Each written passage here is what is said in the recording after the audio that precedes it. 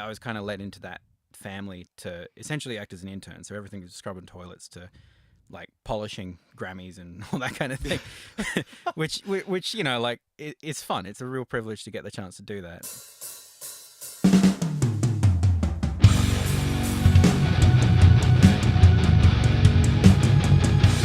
Welcome to the Production Masters podcast, the philosophies and techniques behind making music according to the masters of music production.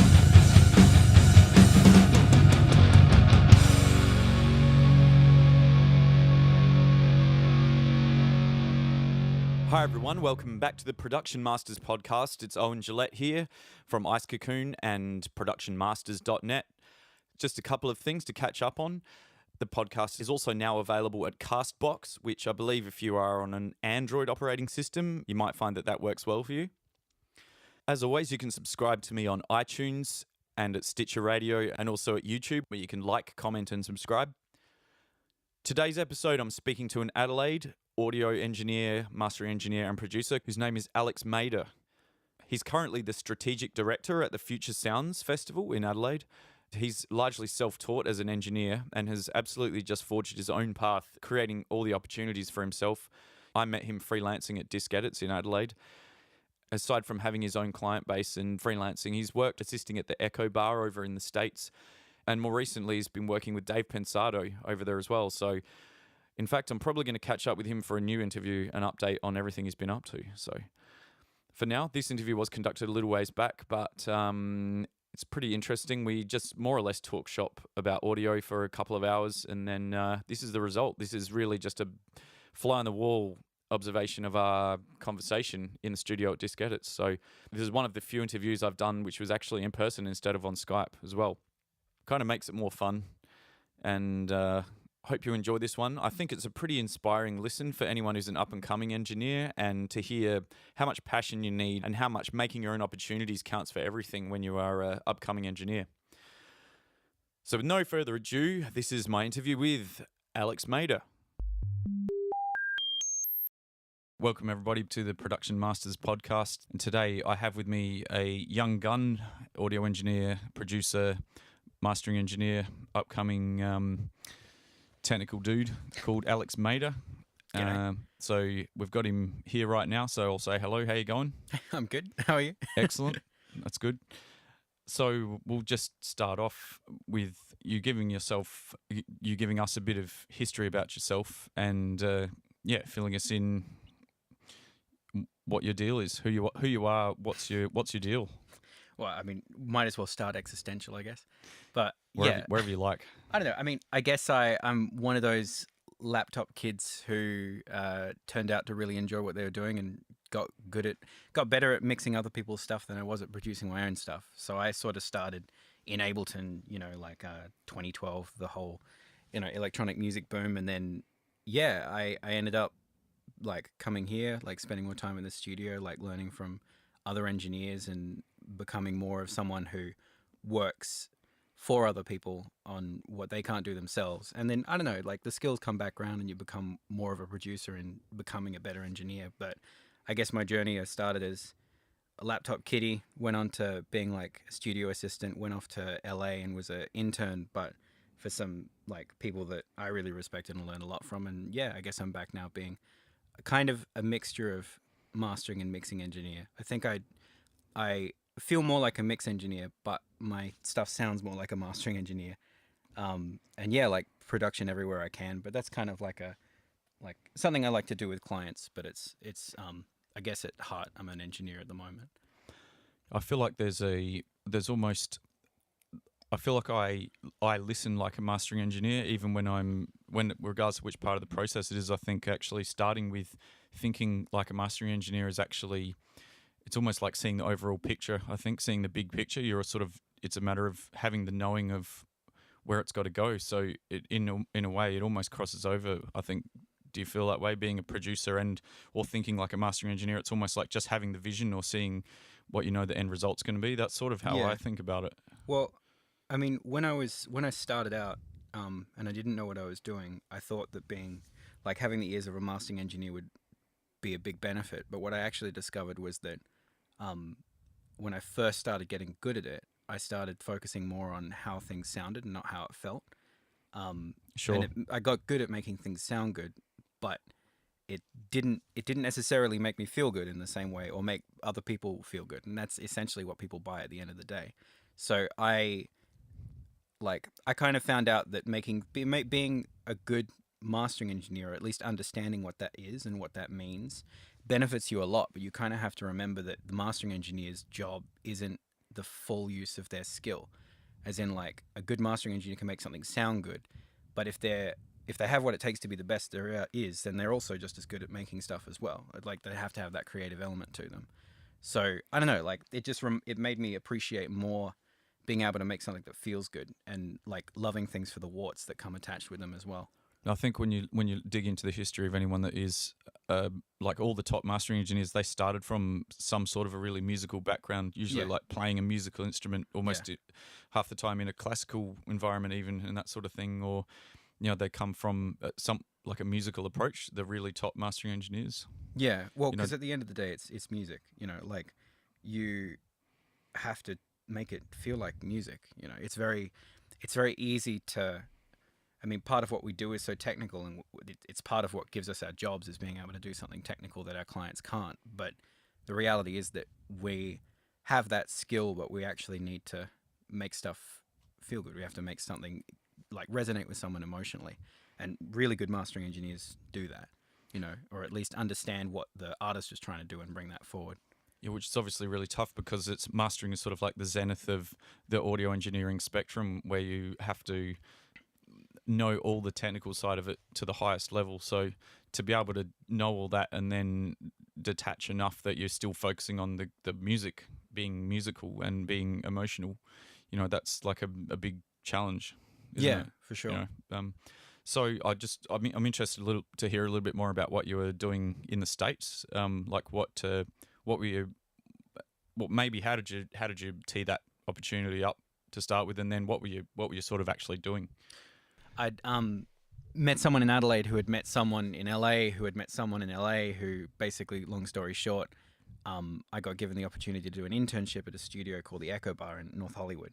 Yeah. What's the regular thing that they have going on there? So essentially, when I was there, the Echo Bar is two engineers, Eric Rikers and Bob Horn. Both got their own rooms. They built the place themselves, like designed it from the ground up. Like, Eric's just insane when it comes to acoustics and studio design, and he does a bit of that for other people on the side now, which is cool.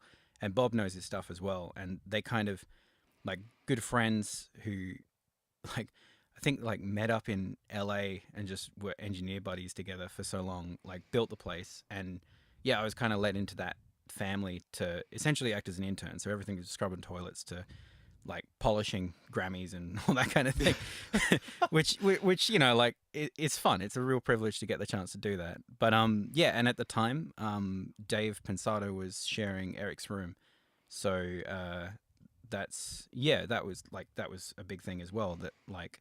So this is full. Sorry, this is like full productions. They're doing recording whole bands and then mixing. The Echo Bar, as it existed at that time, was two studios, both of them connected to the live room, and then like booths, that kind of thing. But like full band recording, like Eric particularly would do like like a band would come in, we'd set them up in the live room and just record all day, or even over a couple weeks or whatever it might be. But the rooms themselves are designed. Like, I think someone who didn't, like a student might think they were mastering rooms. They're very expertly treated and designed very specifically for the needs of those engineers. So they're without windows, that kind of thing. So everything was like TV screens to the live room, and they're set up for recording. So they're designed for accuracy. Very much so. Yeah. And the work, the workflow is designed around, rather than like. Because, I mean, the way that it was explained to me by Eric was that one of the limitations of some of the best studios in the world is that they suffer from having to fit a console. They need to be wider than they are long, and it compensates. Sorry, it compromises the acoustics in a way. You just have to design it to fit people. Sure. But these rooms weren't designed for the client; they were designed for the engineer. And obviously, they're still comfortable, like great spaces to be in. But the acoustics aren't compromised. It's the optimal dimensions for the engineer. So rather than having a desk that takes up the room, it's a small desk with like lunchbox style setups and stuff like that has all the flavors you want literally within arm's reach. So you don't have to move over to the compressor. It's right in front of you. So is there a console in there?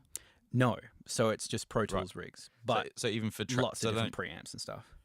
Sure, so they track through all those bits and pieces, not actually through a conventional console with faders and that. Yeah, exactly. Right. Yeah, I think that may be the way things are going. I've noticed that with other studios, but they don't actually do mastering. I think Bob does the occasional mastering, but I mean they're both mix engineers and I guess recording engineers as well. I think they both came from like a recording production background. Yeah. Obviously a different generation, but like a lot of mixing. Yeah. So. Can you throw out there some of the people they worked with or recorded? Do you have much idea about any of that? Or yeah, well, I mean, at the time, I was helping Eric out with some of his recording that he was doing for the writing sessions for the neighborhood, which was good fun. Eric's worked with a lot of bands over the time, like Snoop Dogg back in the day, and like all kinds of like cool bands and stuff. Eric's like he's an exceptionally skilled recording engineer, tracking engineer. Like I've never seen someone who has that much focus and like that much ability to just get things down right the first time. He can just do that. This is in terms of setting up and getting the right sound and getting the right performance? I mean, it's not even just like putting the mics in the right spot or being able to hear that something isn't right and fix it, but it's also just being able to not like psych out the client, but being able to get them in the right headspace to get the right performance. Like, sure, it's very subtle, but it's very powerful. I dug that. And Bob, on the other hand, Bob's just got such a fun attitude to him. Like he's a really good person to work with recording, because he's just so musically talented and he has such a good intuition for like what might work or what's worth trying. Like not just microphones, but like musically. But his mixing is like just off the charts. It's insane. I love it. Personally, to me, he mixes like I'd like my stuff to sound like. But he's done like a whole bunch of R&B stuff back in the 2000s, like Neo and Brandy and stuff like that. And like all those old records that I remember hearing as a kid and kind of being a stubborn little like dude, hating, but at the same time like not being able to get out of my head, and then like, you know, suddenly meeting the dude and seeing the sessions and being like, oh damn it, like I really like this. But yeah, so they were both really good. Yeah, that's awesome.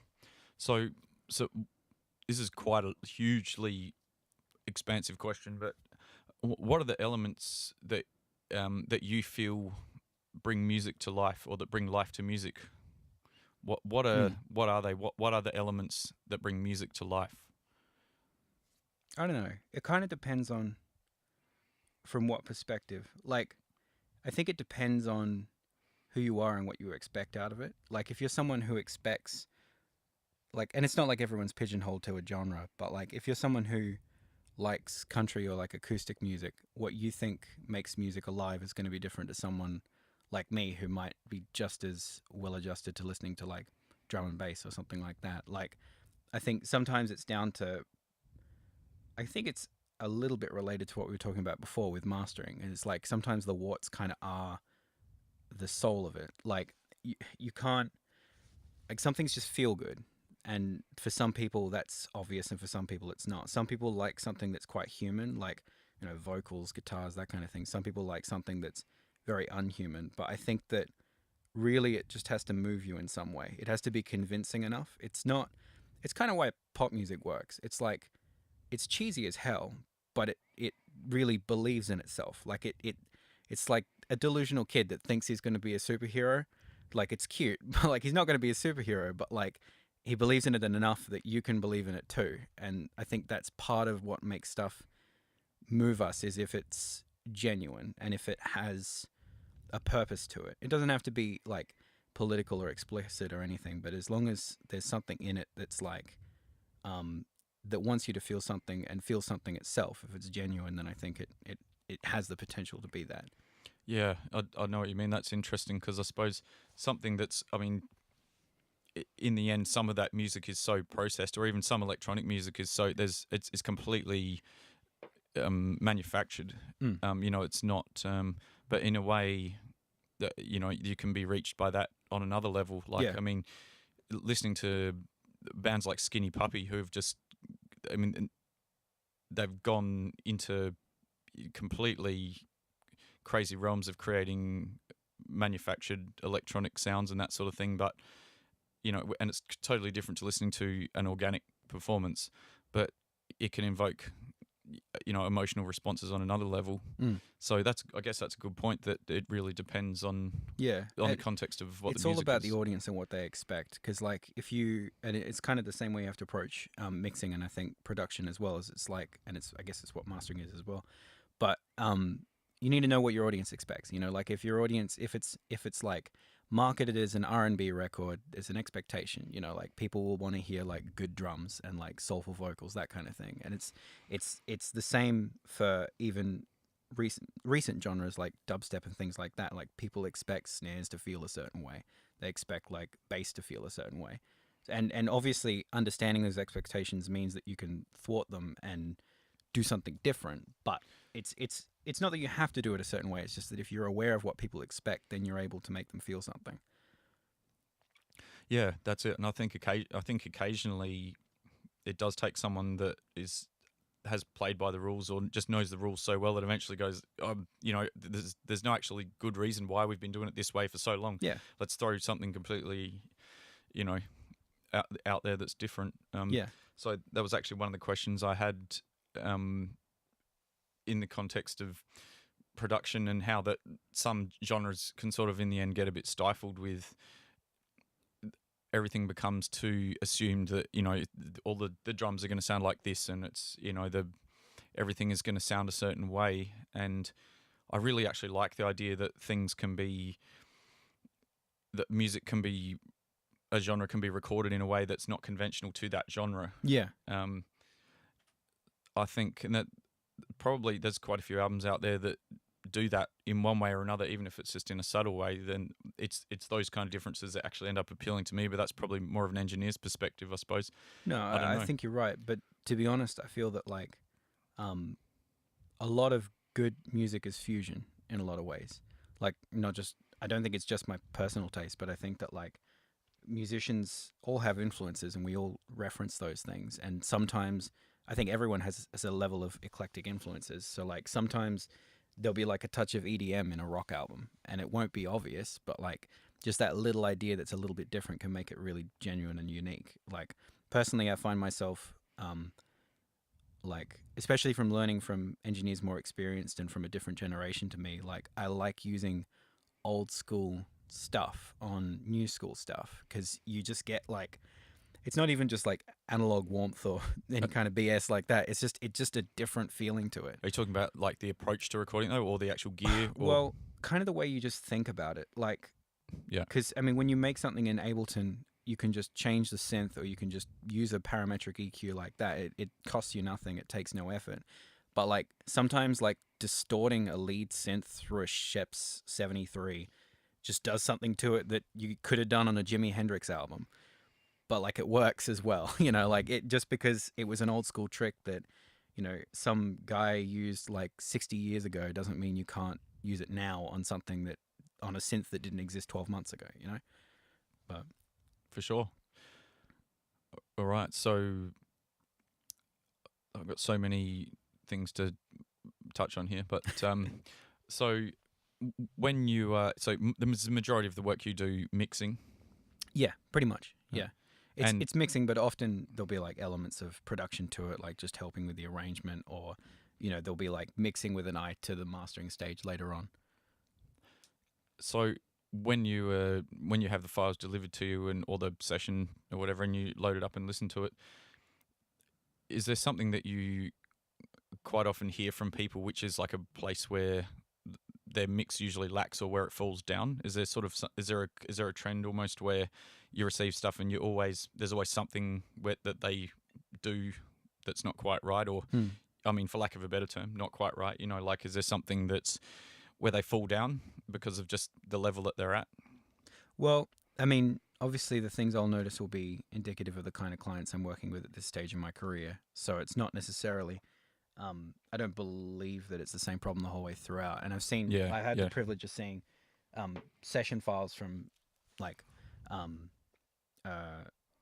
all kinds of calibers of budget and expense and style. So like it's different for everything. But I think it kind of actually depends way more on the client and their personality and their relationship to the project than it does on budget. As in, like, the biggest thing I notice, particularly from friends who are vocalists, is what I call like vocalist mix syndrome, where like the vocals just aren't loud enough because vocalists don't want to hear their voice. Yeah. And I totally get it, but like I have a good mate of mine who does a lot of like rock stuff, and like he's got a good voice, but like every time he sends me something, I'm just like, send it back, but turn the vocals up 6 dB, and he'll be like, oh, and I'll be like, nah, it just do it, because like then I'll hear what it should sound like. So is this stereo mixes? Yeah, so like Oh. that's even if it was just someone sending me something, but like if it's a project that the vocalist mixed, like quite often the vocals just aren't loud enough, and it's often I'll find that if there is something that's immediately wrong with the mix, it's often associated with whatever the biggest anxiety is to that client in terms of their own weakness. It's not necessarily what they're not good at. It's often just what they don't think they're good at, that they falter at. So sometimes, like if you have a client who has this expectation that they don't have the right gear or environment to produce a good mix, you'll notice that, you know, there might be just too much mud going on, that kind of thing. And even if they have a room that is adequate, it's sometimes just what people don't think they can do that is wrong with it. I don't know if it's a self-fulfilling prophecy or maybe they're just right, but like, yeah, I often find that, like, personality-wise, you'll find a lot of similarities between the project and the client, which is really useful because that just means that the better you are at understanding your client, the better you are at understanding what the mix is, you know, and that's basically what you need to do at the end of the day. Yeah, no, that's good. That's a good point. All right, so in your experience, when you were working in the States, were you actually involved in the setup and tracking process for bands at all? Yeah, I was lucky enough to help up setting up with Eric and Bob. I think my favorite was once when we had I think it was a Hammond organ, a B52 or something like that. Mhm. But that was good fun. I'd never mic'd one of those before, and Bob just kind of handed me these microphones. It was like, have a go. I'm just like, I don't know. Like, it's a wooden box. Like, I don't know what to do. I mean, obviously you showed me, but like, yeah, But that where was does good the sound fun. come out? Yeah. Yeah. I mean, like, you look at it from a distance, you have no idea, and then you look at it and you're like, oh, it's quite obvious. But Yeah. yeah, But when you're put on the spot, your brain sort of lateral thought collapses, doesn't it, as well, you know, Yeah, from a little the pressure. yeah. So I'm kind of curious, how long would those guys take, for instance, to like mic up a drum kit to get it ready to roll for tracking? Like Kind of average? it kind of depended on the situation. We generally, like, being professional and ahead of the game was really important. So often we'd set up the drum kit beforehand, have it all pretty much ready to go. Like you could sit down, but perhaps we'd have like the snare like ready for it, but they might have their own snare or want to use one of ours or something like that. But like, Yeah. I mean, we took our time with it. I think for them, they could have been faster, but a part of it also is like, you know, sharing of the knowledge and talking about it. And like, you know, I have this weird thing where I mic cymbals in the reverse or something like that. So Bob might want to show me that. But probably the thing that would be like worth sharing would be that you should spend more time, or at least be conscious about how much time you spend on setting up the session for the musicians, not just for the microphones. Because, I mean, Yeah. at the end of the sure. day, the microphone is worthless. Like, it's not going to capture anything that matters unless the musician makes a good performance. So there was Totally. so much effort in making sure that, you know, like the talkback boxes were in the right place and set up and labeled and panned correctly and at a reasonable volume, and that everyone could see each other, hear each other, and like cooperate and respond with each other. That was what was important. Everything being mic'd correctly was kind of a given, because at that skill level, that's not what's important. It's about the client's experience. Absolutely, yeah, sure. And so I imagine a fair amount of attention would have been paid to getting all the monitoring, headphone mixes, all that kind of stuff, really, so Yeah. everyone's comfortable. Yeah, very much. They Yeah. had the approach of like these. I can't recall what they're called, unfortunately, but like essentially like talkback boxes that allowed every musician to have their own mix going on, Yeah, which just works so much better, because all you have to do is in the Pro Tools session set up the right aux system, and then you send it and they can deal with it. They can have their guitar way louder or way quieter, or the vocal off, or whatever they want to hear. absolutely. And Yeah, like, because I mean, what the engineer needs to hear or wants to hear is totally different to what the musicians need to have the best performance. And yeah, as long as, and I think it's a really powerful thing if the particularly like a vocalist or someone like a personality, they want to make sure they want to feel like they're in control. And it's way better to let them have that control than to be fighting with them. And it's great when you can have both. Yeah, for sure. That makes perfect sense. I think one of the last Metallica albums, they spent like a week just pulling the drum sounds and that kind of thing. But I'm guessing, or like, what kind of music were you recording? I mean, I think we did. There was a bit of rock stuff which was really cool. Mm-hmm. Some like sort of bluesy stuff as well. There's one session I missed out on, unfortunately, but that was like a jazz kind of session. So there's a lot of different stuff. But so everything would get set up in a day. Yeah, easily. So we'd set up in the morning before they get there at perhaps like 11 or 12. Yep. We'd go to Cilantros, have Mexican, and then and then the day would start. But yeah, like it's kind of a mix, like obviously like acoustic instrument, kind of like real, like not like electronic, that kind of thing. But yeah, so like a lot of rock, that kind of stuff. I think that's kind of indicative of who's still recording in LA at the moment as well. Just because like, you know, things change. And actually one of the nights was a big choir, which was lots of fun. And Eric got to show me some cool stuff with like, oh gosh, I can't remember the name. It's when you have 2 figure-8 microphones in a pattern together. I can't remember there's like a shorthand name for it, but it was a great technique. Yeah, I can picture what you're talking about, but I can't remember either. So we did that as well on the Little Empire record when Warren Hewitt visited, and yeah, on some claps just in the room, and that was fantastic. Tracked it through the transient designer as well. That was good fun. It's a good tip if anyone has a SPL transient designer in a room, do that. It's great. Sweet. All right. I'm kind of a little bit curious as to with the acoustic bands like the rock band or whatever, did they track everybody all at once, like the bass and the drums, guitar? So it depended. In the writing sessions, it would kind of be based on what they feel like writing at the time and how they would pace it. But often, almost always, like drums and core stuff first. All right. So So they wouldn't track the bass guitar at the same time as the drums? They would. It kind of depended on the size of the band and how they wanted to do it. Preferably, it seemed to me at least that the approach was to get like the drums going and then guitars reamped into another room or something, so that there isn't too much, so that you got appropriate isolation. And then if possible, like, depends on how many bands were recording at the same time or who was using booth B. But like, you know, you might have the bass guitar in booth B, the lead guitar in booth A, and then kind of just everyone in the main room together, like playing, watching each other, but just being recorded in isolation. Sure, so they're physically all in the same room. Yeah. And if that's possible, just always that, because it just makes people perform better. It's just, No, that's cool, because I mean, that's, as a musician, that's what makes sense to me. Yeah, like, absolutely. I mean, especially if it's the kind of music where it's a band. Yeah. You know, that makes complete sense. And then, would you know if they kept the majority of the takes of everybody together, or?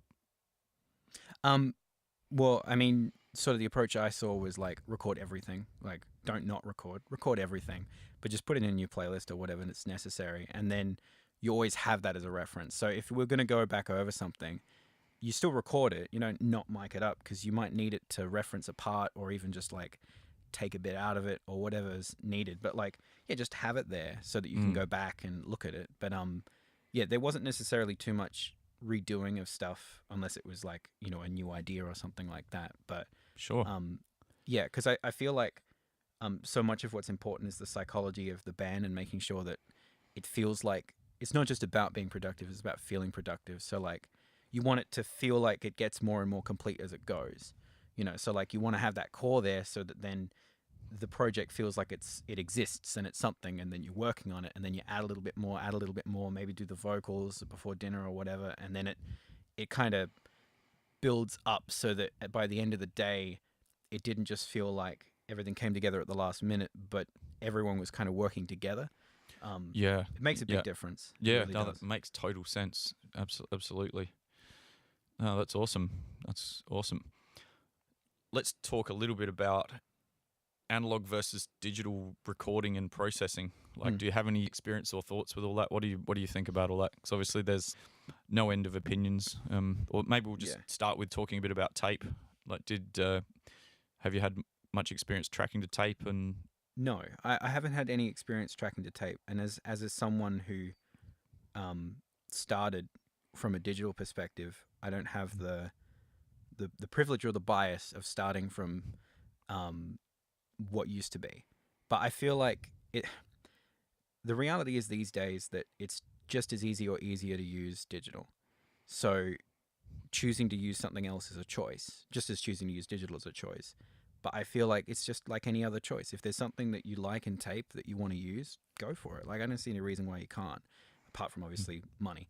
But Yeah. like, there's definitely advantages to it. There's definitely disadvantages to it. If you have the option to do it and you like doing it, go for it. I don't have that option. But if I did, I would try it for sure. Because, I mean, even if it's not real tape, like, I'm always using like tape saturation or something like that, because there's something in that sound that's like, it's dope, you know.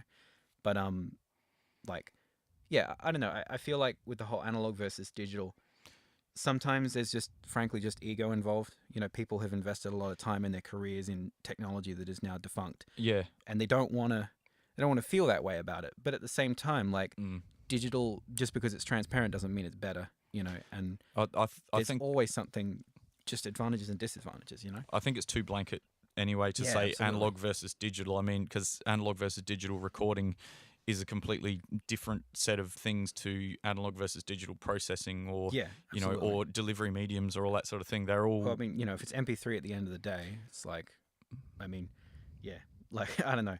But I think that's a good point, because like recording with analog gear or stuff that has flavor has so much value. Because like, I mean, that's something that was really cool about Eric's setup, for instance, was that he didn't have like a console. He just had like, you know, like the kinds of preamps he liked. So he had like, you know, two Neves that he likes for kicks, or like yeah, some sure, SSL stuff for guitars or whatever it might be. And, you know, and he had them daisy chained into his EQs and stuff like that. But like, it meant that if he wanted a flavor, he had it and he could track into it. But if he wanted something semi-transparent, he could do that as well. And I feel like in terms of recording, that's to me where analog is just great, because you get something coming into your system that just has something to it. And if you know how to do that and you like it, then go for it. But I feel like analog processing has just become much more difficult, at least compared to how easy it is to just use a laptop and a plugin. But yeah, like, I think that was something I learned a lot from Dave, actually, from watching his sessions, is that his approach is not necessarily minimalistic, but like, he wouldn't touch it unless he wanted to, you know, and he wouldn't allow something to compromise something unless he really felt that he was gaining something from it. And just having that kind of attitude means that you're less likely to want to send it out your A to D converters, or your D to A's, because every time you do that, it's going to change. But like, just seeing what things he would want to use his, you know, like, I mean, if he wants to use gear, he can. He's got everything he wants. But like, if he wanted to use the Shadow Hills optical compressor on a vocal, he would, and he'd often try it. And if there was something that it added, he'd use it. And if there wasn't, he wouldn't use it. And I feel like that's the same approach anyone can, like, or if you have it, like, can try, of just like, if it adds something you like, go for it. If it doesn't, don't feel like you have to just because it's analog. yeah, sure. I think there's still a lot of merit to outboard processing. You know, Yeah. and even versus the digital emulations. I think there's still some advantage to the hardware. Yeah. But you know, Well, like it's I mean, I'm not necessarily being genuine to it, because there's so much more of it that is just workflow. You know, like some people like Chris just prefer working on consoles, and like, there's definitely something to be said about getting to twiddle knobs. Like, it's good fun. You know, like, you know, when I get a chance to use something physical, it's almost always more engaging. And I feel like if that makes you feel like you work better, then it probably does. So why not? so when they were tracking drums, or if you were going to go and track drums at a studio, if you were going to freelance somewhere, you would probably reach for a bit of outboard gear. Yeah, for sure. Yeah. I think I would, at least on the things that I know I can get the result I want out of it. If I was experimenting, that's a bit different. But like, I think if you have the skill and the knowledge to know how to get what you want out of it, use it. If you don't, you could try it, but I wouldn't like over compress. I wouldn't over EQ. Just keep it so that you can fix it later if you need to. Yeah, sure. Which comes down to the thing of knowing your tools, right? Yeah, all pretty that sort much. of thing. Well, because like, you know, like, you can have a excellent UAD like emulation of a plugin, but if you don't know how to use it, it doesn't really matter how good it is. You know, like, just you're much better off using Renaissance EQ if you know how to use that. Totally. All right. So being that you do mastering as well as production and mixing and that sort of thing, do you, I mean, presumably if you're mastering, you'll have something on the master bus, but when you're mixing, do you have anything on the master bus? Yes. What's your thing? 2 reasons that I developed at different stages of my skill level, but the first one is that, what people buy at the end of the day has something on the master bus. That's just how it is. So I really believe that you need to mix into that. It doesn't mean that you have to overprocess. It just means that you need to know what's happening to your mix at the end of the whole chain. And if you mix without a limiter, you create something that works in the context that you've mixed it in. But as soon as you take it out of that context, it's different. And I feel like if you trust your mastering engineer, go for it. But if you're like me and you want to do both, or that you want to have control of that, just do whatever the hell you want and like master it yourself. Like push the limiter or use a compressor or EQ on the master bus, because what you should be doing with a mix is creating the image or the sound that you want, and you don't want to have that to be something left to someone else, because even the best mastering engineers aren't psychic. They don't know what you want unless you just have a relationship where that's clear. So like that was something I learned from Dave, is that he would limit the shit out of it if he wanted to. If that was the sound that the record needed, he'd do that. And he knew that the mastering engineers that he trusts would go, yeah, that's Dave. Like he knows what he wants. He's damn good at what he does, and that's how he wants it to sound. And I'm not going to fuck with that. Mm-hmm. But I'm not as good as Dave by any means, but like that's how I feel about it as well. Is that if I'm not happy with it, I'll change it. But I want to mix into the master bus because that's the end product, and I want it to sound like as close to the end product as possible from the beginning, which is the second reason why I use master bus stuff, not even at mixing it, but at the production stage, is because one of the benefits of Ableton is that you can just save racks, and I just have like saved racks. This is a good thing that you'll find if you study like big producers. They have like this kind of thing as well, but just have racks that just work. They just make it sound good. It's kind of like cheating, but it just, like, whether it's a bit of like multi-band compression or transient design, you chuck that on the master bus and it just sounds loud and punchy. If you're producing, why not just do it? Because it'll make you feel better as you work, and then it just makes it easier to work better. You can always turn it off and mix it properly later. So when you say racks, you mean like go-to sort of like It's like a chain of chains plugins. of plugins Yeah, that they'll pretty slap much. on. Yeah, so like I'll have just a couple presets saved of just like, like a multi-band into an EQ, into a transient designer, into a limiter, or something like that. And it's not always appropriate for the end of the day. Like I wouldn't necessarily leave that on in the mix, particularly if there's vocals, because transient designers on the master bus and vocals don't mix very well. But like, it just makes like the drums feel good all of a sudden, and the bass sits in the right spot, and I don't have to think about that. It just makes it so much easier to write when it feels big and powerful already. Even if it's over compressed, it just keeps you going. And I feel that at the production stage, that's more important than like being honest. It's more about just making it feel good, and then you can make it be honest later. It's interesting because there's different philosophies with the way you can approach the way you work with all that sort of thing. And I think for years, it'll be, I don't know, years and years and years since I've basically had anything on the master bus. I think Michael Stavro's book, Mixing with Your Mind, I'm not sure if you've read that book. Yeah, I have actually, yeah. And I think it was his idea to basically say you shouldn't need anything on the master bus. I think, do you remember that was his trip? I think that you basically, the mix engineer has complete control over all their levels, so they shouldn't need like the limiter as a safety net and all this sort of stuff. Yeah. So I think after reading that book, I sort of took that approach of going, I don't need a limiter. And then I think it's just a different way to achieve the same thing.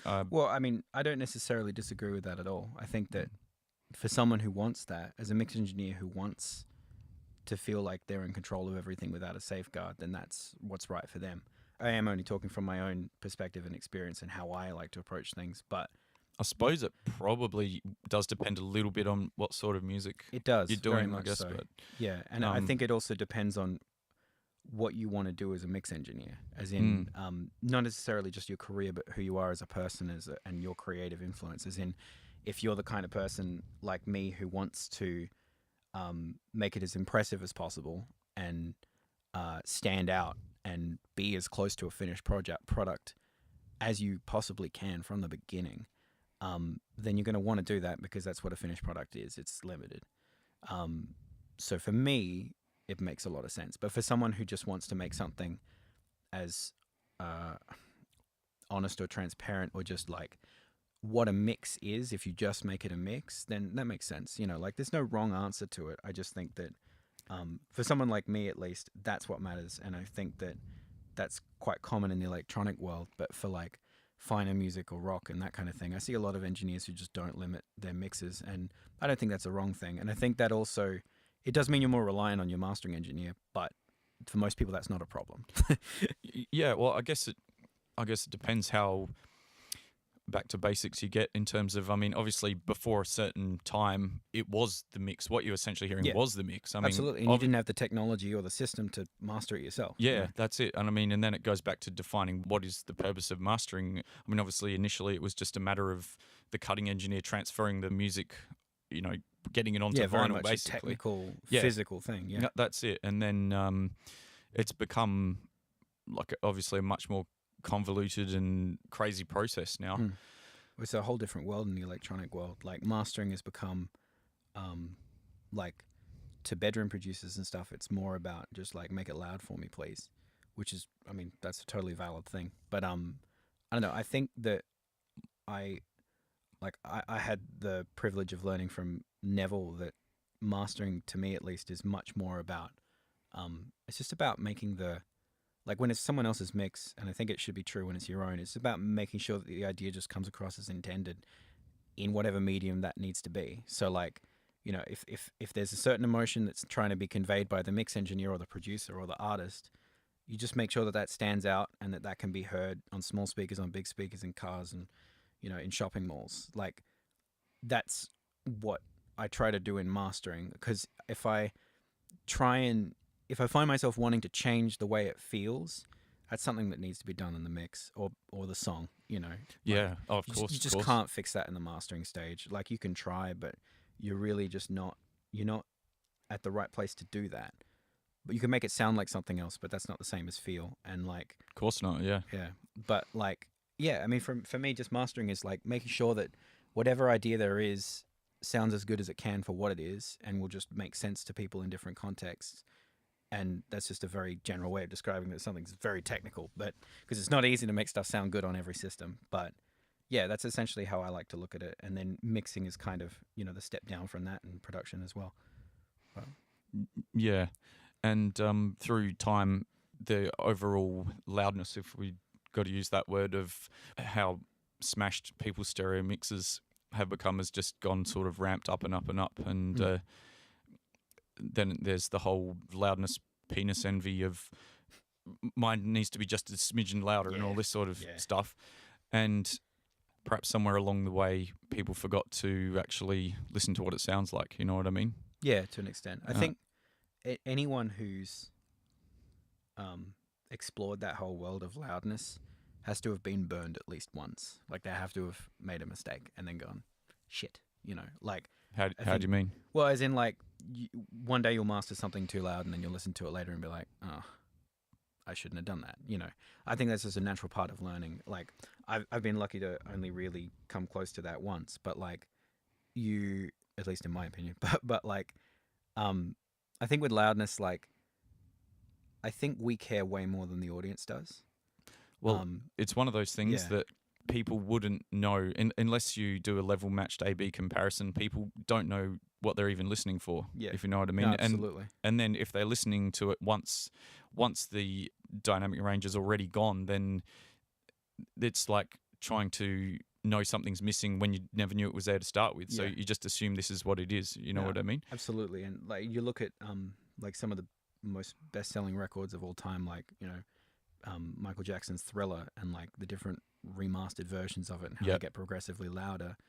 But I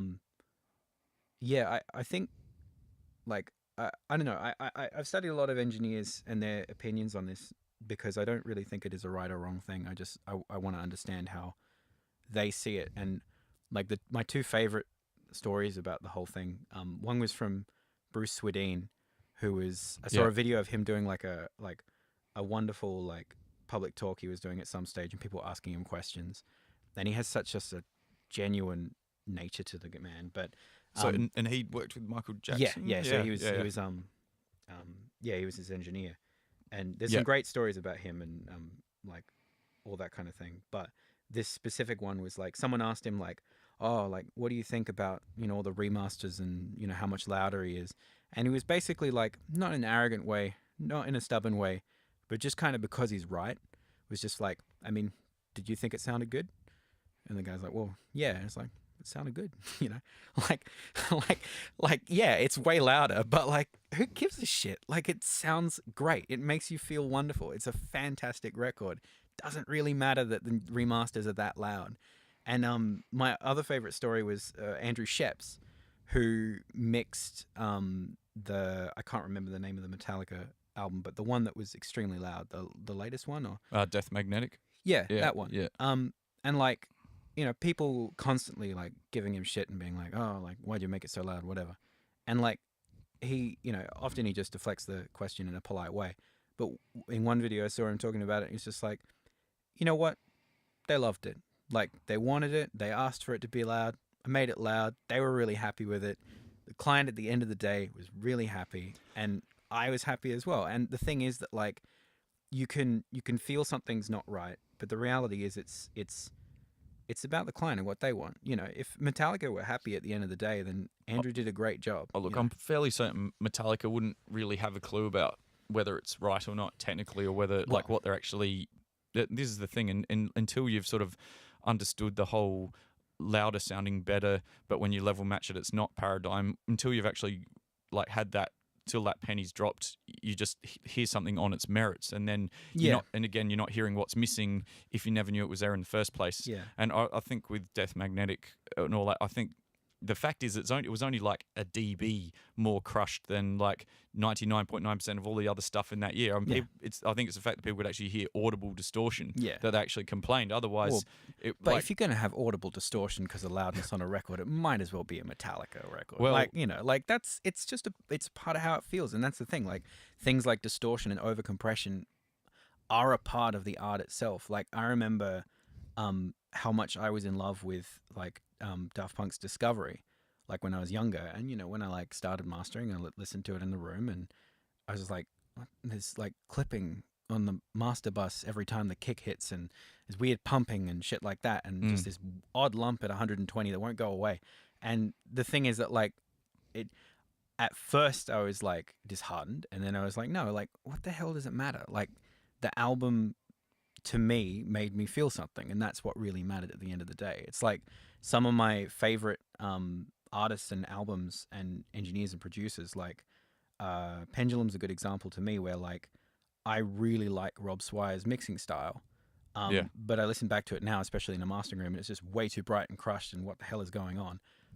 But I actually love it. Like, it's not technically balanced, but I love it because it makes me feel good. And you kind of realize that sometimes that, at least it was a big thing for me, that just like, it doesn't really matter if it sounds good, it's got to feel good. And like, sometimes that is just what made it feel great. Like, a bit of clipping on the kick on the master bus gives you that 90s like acid house sound, like, just as an example. But yeah, like, I think it's easy to confuse though the difference between aesthetics in a mastering context or or if it's the mix context, you know what I mean? Like, you can have saturation or clipping, or you can have compression.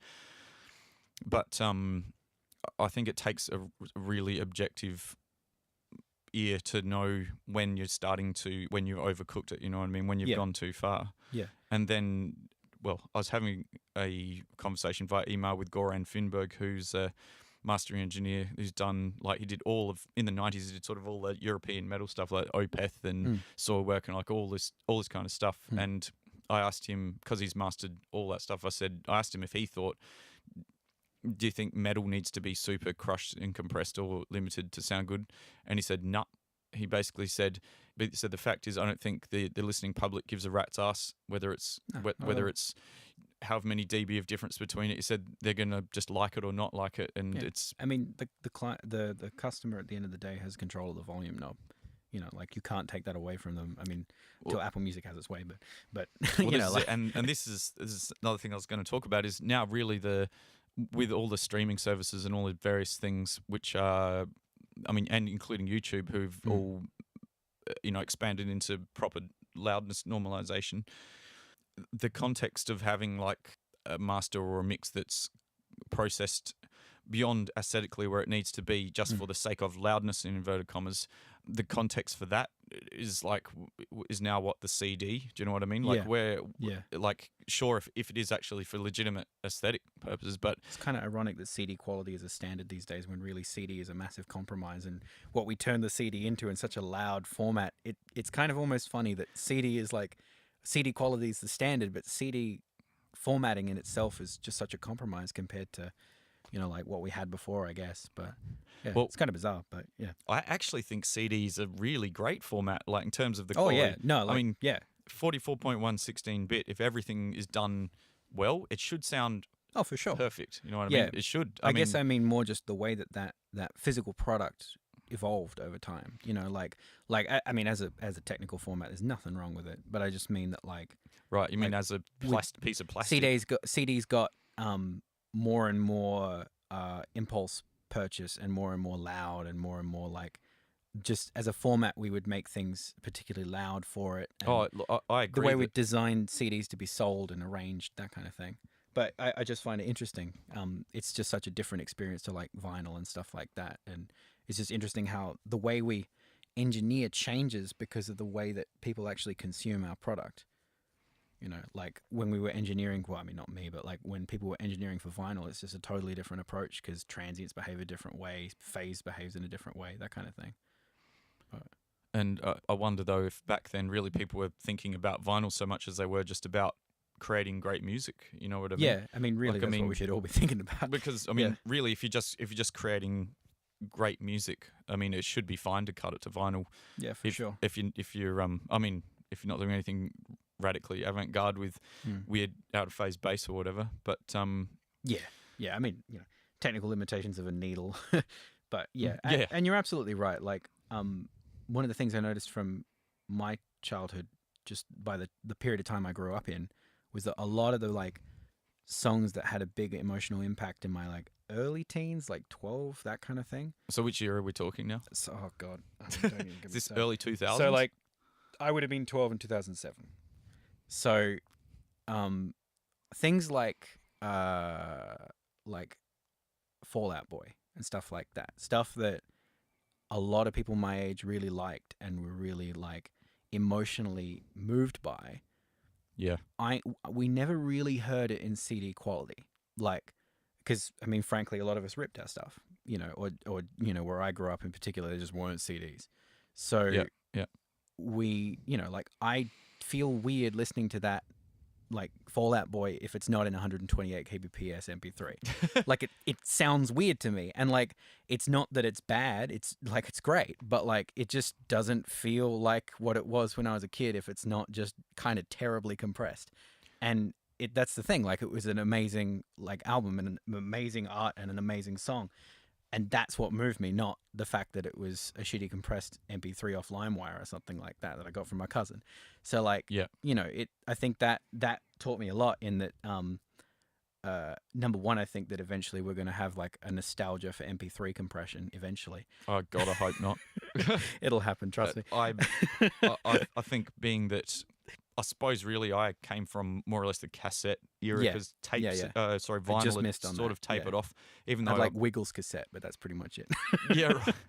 Yeah. So what am I saying? Then, so it was all about CDs, and so I built up like a big CD collection. But the thing talking about MP3s is like it just is so offensive to me, the idea of an MP3. It's like we've taken all this time to get audio quality to. It's getting better and better and better. It's like, what, now we're going to jump off a cliff? You know what I mean? It's like... I get that.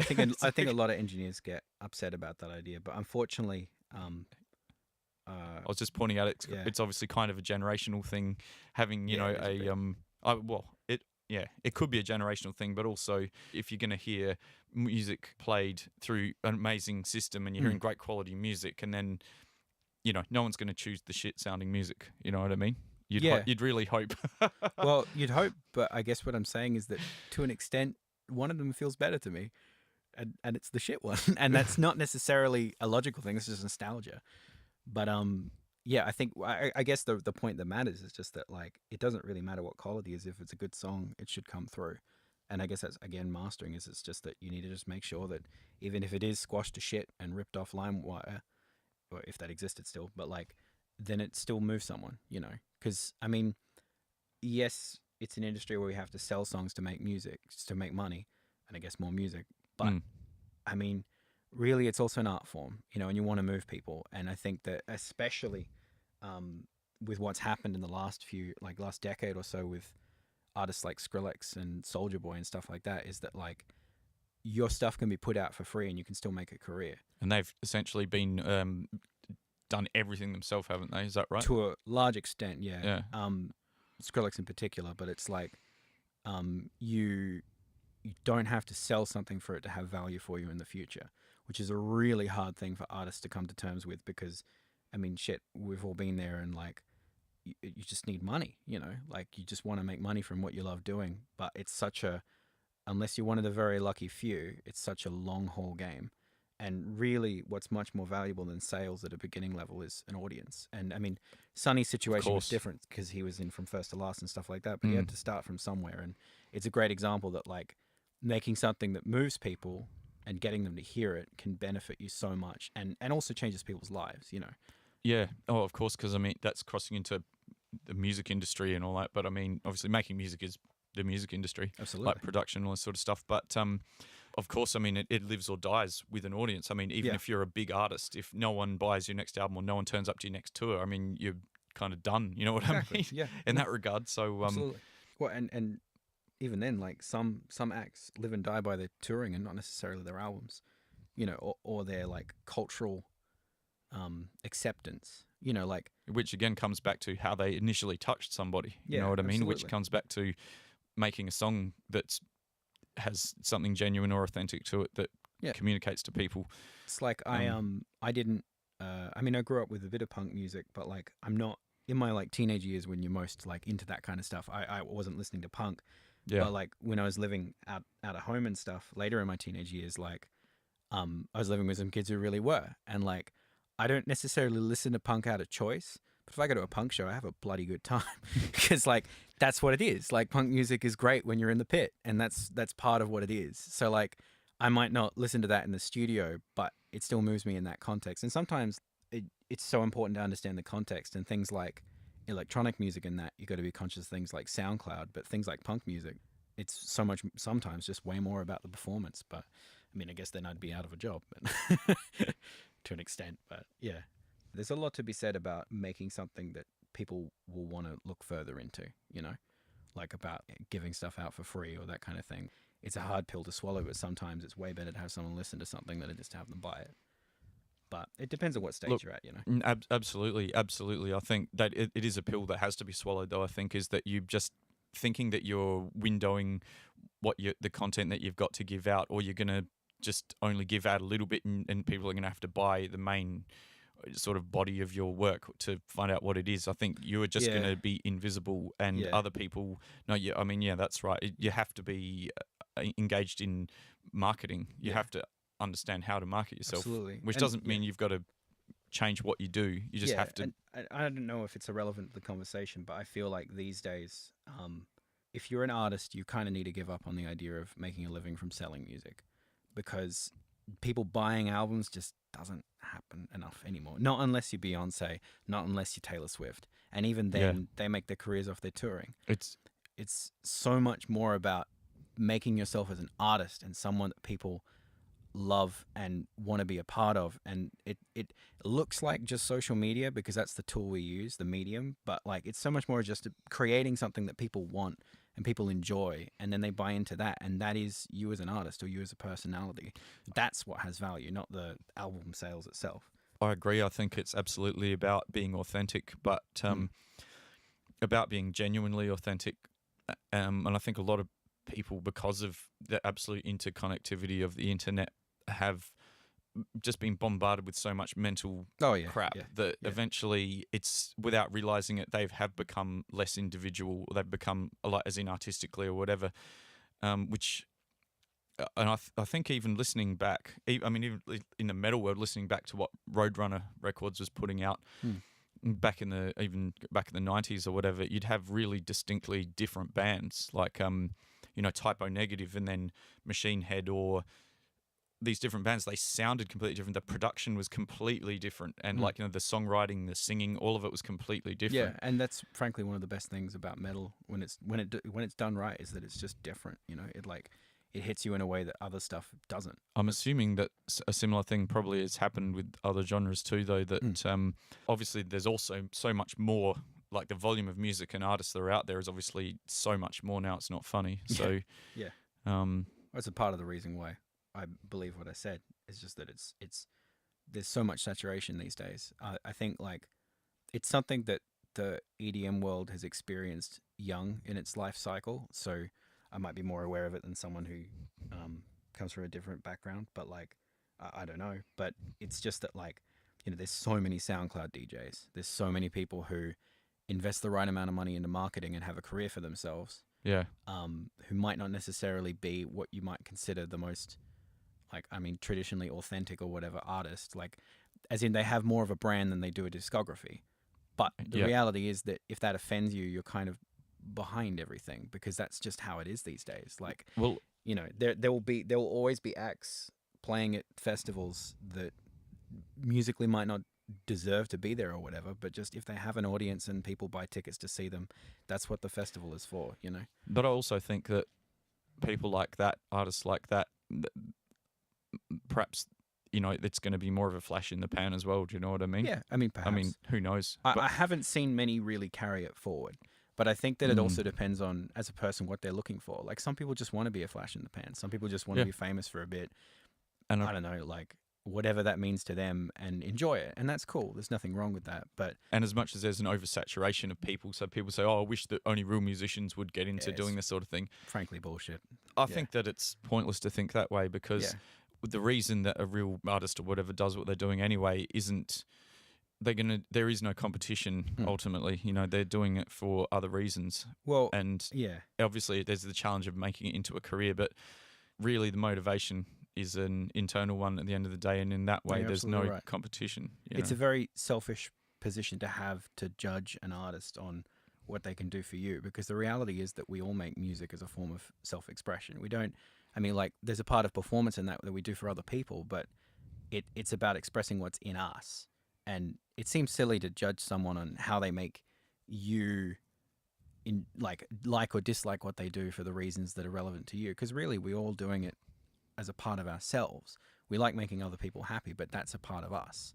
So it just seems silly to be like, oh, so-and-so isn't doing the music they used to do anymore. I don't like that. Because it's no, people change. Especially artists, they evolve. And if someone feels like doing something a certain way, then... you're free to like it or not like it, but that's their choice. You don't have to buy it. You don't have to listen to it.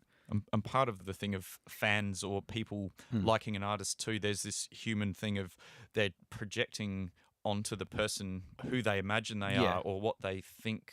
It's all what they stand for in their head. It's in the listener's imagination, really, what that person is like or what their trip should be, because the truth is they don't know the person. They don't know what their tastes are and all this kind of stuff. But yeah, that's a whole another crazy world. Yeah, I think it's just a normal human thing to do that. But I don't know. I think I've seen enough artists evolve and go through that stage where they're like, well, you know what? My real fans just like what I do. As in they care more about what I'm trying to say than how it sounds. And if I change my sound, then they understand that.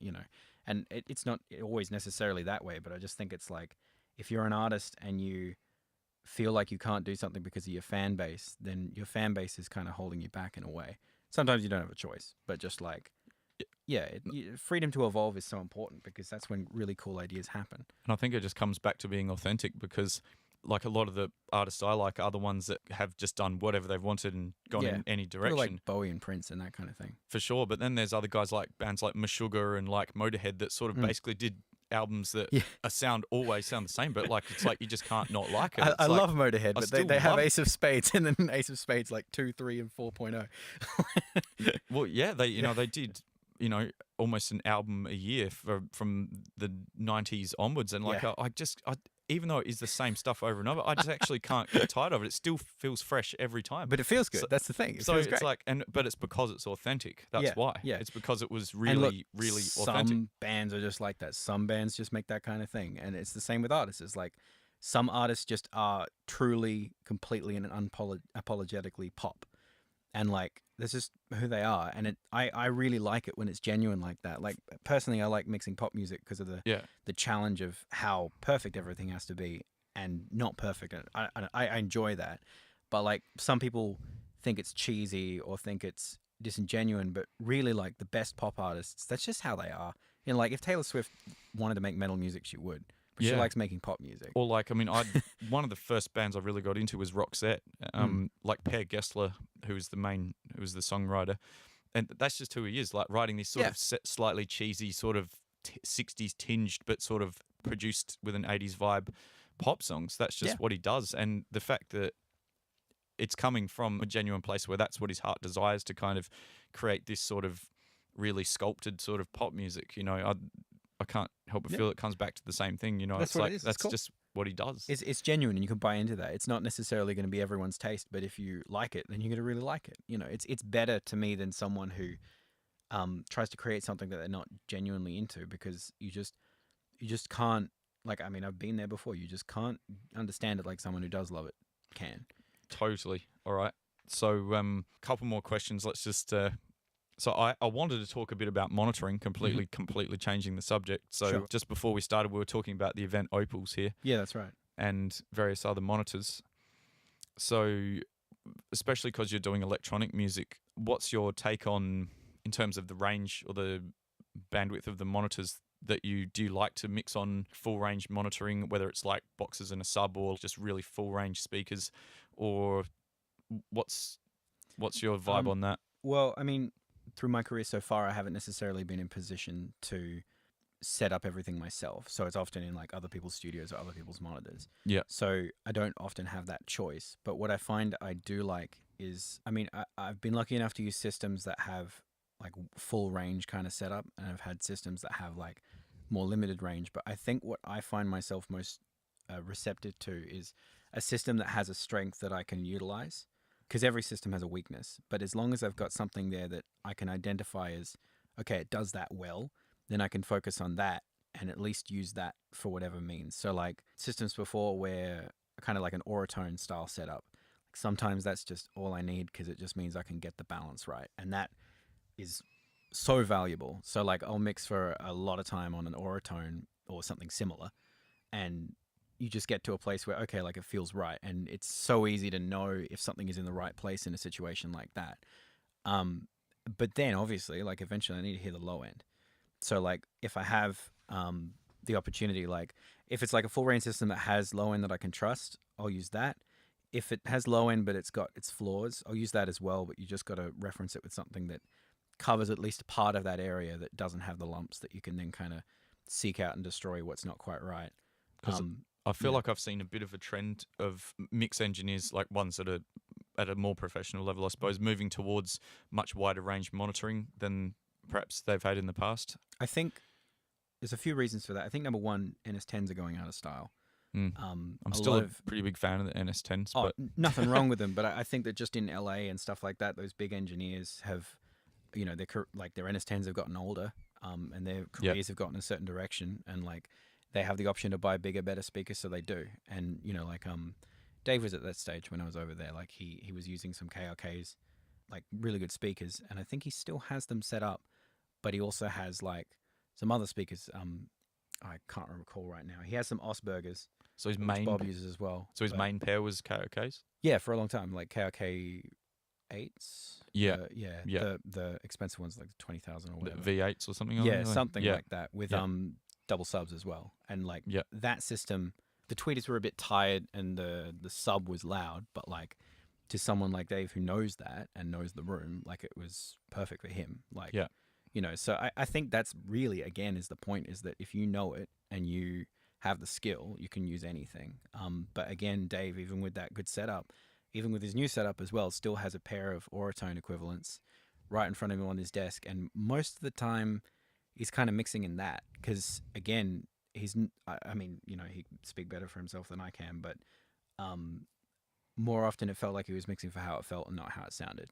Like he would use those to find the place where it felt right and moved him, and then later on he can go back in a better pair of speakers and make it sound better or take out that top end noise or whatever it might be. But really, like, the vast majority of a good mix is just volume. It's just levels, and having something that you can do that reliably in, that's what'll help you out more than something that gives you just low end or whatnot. Something that gives you a picture of the sort of mid range or particularly mid range. Yeah, because I mean, that is what people hear the most of, like, psychologically, and also what people hear the most of with what they have access to, and that's what gives the biggest first impression. Like, it's sometimes different if you're dealing with like club music, where like low end is a more important thing. But like, if the mid range doesn't sound right, it's not right. Like, the mid range just has to be right. If you can get that right, you've got the vast majority of the mix sitting okay. Yeah, and balance as well between things being where they need to sit. I think that's got to be right up there. Would you say? Yeah, I think. I mean, like, balance is really important, but I think that the mastery of balance is knowing when to have something out of balance. Like, you want to have things balanced so that everything has the place it needs to have, but sometimes that is to just be a little bit too loud, or a little bit too quiet. But that depends on what it is and what you're trying to convey, and that all the time can be too much. But like, if the chorus needs that guitar just to be a little bit too loud to really make it hit you, then it's better to be unbalanced, but mean something, than to just be perfectly balanced all the time. Yeah. And I suppose sometimes do you ever find that instead of going radical with EQ, sometimes you just need to actually automate your volume as well? Yeah.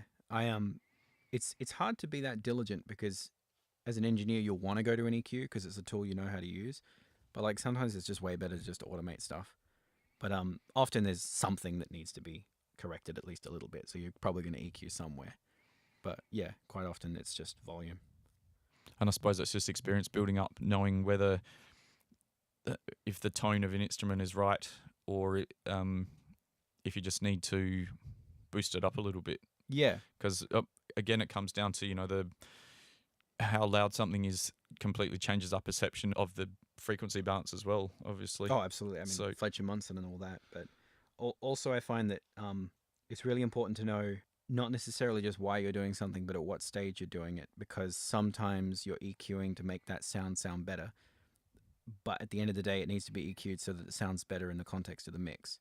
So quite often in my signal chains, there's like EQ at the start to, like, get rid of low rumble, like bring up the highs, like clean up the mids, whatever it might be, compression or whatever else it needs, and then there'll be another EQ to actually make it fit in the mix. And if it's something quite important, I'll probably start with that perspective earlier. But I mean, because there's a big difference between something that sounds good in solo and something that sounds good in the mix, and there's a balance between the two. It should sound good in the mix, not solo, but sometimes you just need to focus in solo to hear what isn't right, or get a better idea of what it wants to be before you can then fit it into where it can in the mix. Yeah, it stuck in my mind. It was an interview with, I can't remember which engineer it was, but he was mixing one of the Foo Fighters albums, and he was saying it was funny. If you solo the bass, he said you wouldn't believe how much it's like just like biting you and tearing your head off when you solo it. But like, you drop it into the mix, and it just gives it the definition, or it just sounds right in the mix. Yeah. Sometimes things sound awful in solo. Yeah, but I mean, that's a good lesson. Yeah, for sure. I think because it really is the sum of its parts and more than that. Like, you can't take the solo elements and expect them to fit together properly. And you have to separate your thinking if you solo an instrument and you can't hear it well enough in the mix, and then when you solo it, you think, oh, it sounds good. It's like, it should sound good. It's like, well, if it doesn't sound good, it doesn't sound good in the mix. You know what I mean? In the mix. Well, and sometimes it's a good hint that there's something wrong phase wise. But like it's an easy trap to fall into, particularly when you're at a point where you think you're skilled at what you're doing. You'll you'll get into this positive reinforcement of soloing something, making it sound good, soloing something, making it sound good, and that'll keep you going and you'll enjoy it. But in doing so, sometimes you miss the picture and you're like, oh no, the mix it's not mixed. It's just, I've just made a bunch of solo snares sound good. But, like it's just something you learn. Like you get better at understanding the bigger picture and how things relate with each other. And I think that that's probably one of the biggest things that makes a difference for me, is that if you're ever going to solo something, you often solo it in the context of its greatest competition. Like I very rarely solo a kick if I'm not also soloing the bass, because I mean electronic music, most of the time people are using good samples, so I don't really need to solo it that much. It would be, does it fit with the bass, and what can I do to make those two elements fit better, from an EQ, compression, sidechaining, whatever it might be. But it's that relationship between the two that's important. It's not the kick that's important. It's not the bass that's important. It's the two together.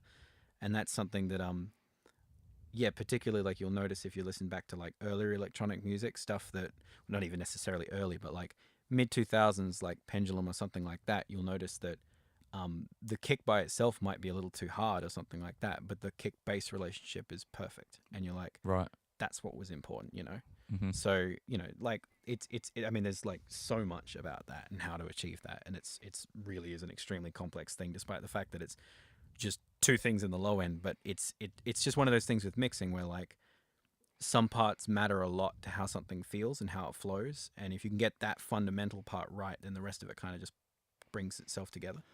Bass is obviously a funny one because we hear elements of the bass instrument which aren't necessarily the fundamental, or even like the second harmonic or whatever, and what we think we're hearing versus what we're actually hearing can be completely confusing. Yeah, and I mean, and it really is. To me, bass.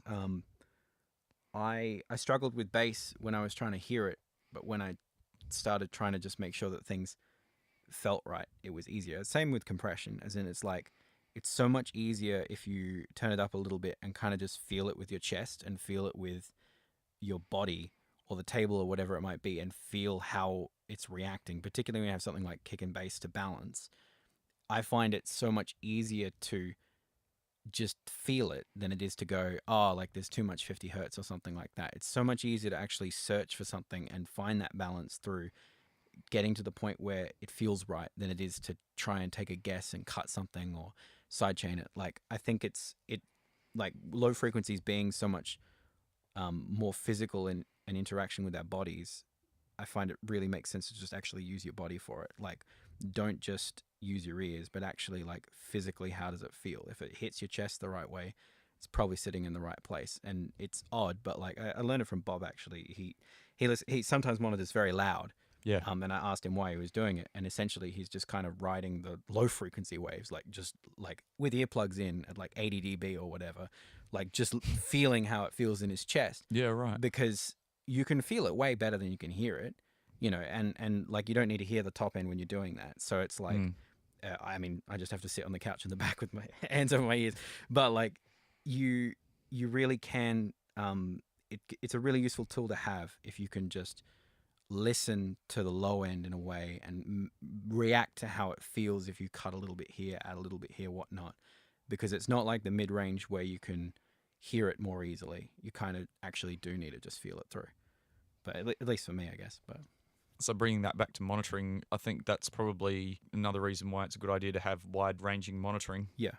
And then also in terms of monitoring levels, I think I was going to ask you if you have like a fixed monitoring scenario, or do you listen loud and quiet and that sort of thing? Or? In the mastering room, I'm very particular at what level I'm listening to, because I don't want to.